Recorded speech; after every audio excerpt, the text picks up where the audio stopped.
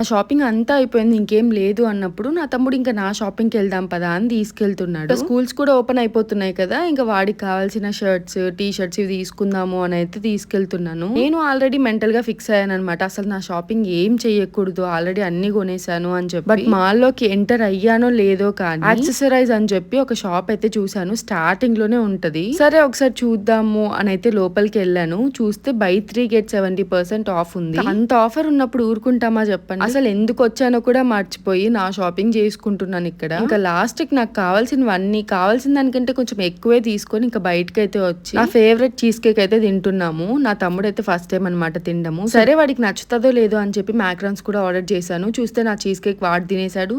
ఆ మ్యాక్రాన్స్ వచ్చేసి నేను తిన్నాను. ఇవన్నీ తినేలోపు చూస్తే మాల్ క్లోజింగ్ టైం అనమాట. సో ఇంకా త్వరగా వెళ్ళేసి వాడికి ఒక షర్ట్ టీ షర్ట్ అయితే తీసుకున్నాము. అవన్నీ షూట్ చేయడానికి అస్సలు అవ్వలేదు. నేను మ్యాక్రాన్స్ తినే టైంలో వాడు షర్ట్స్ కూడా తీసుకునేసాడు.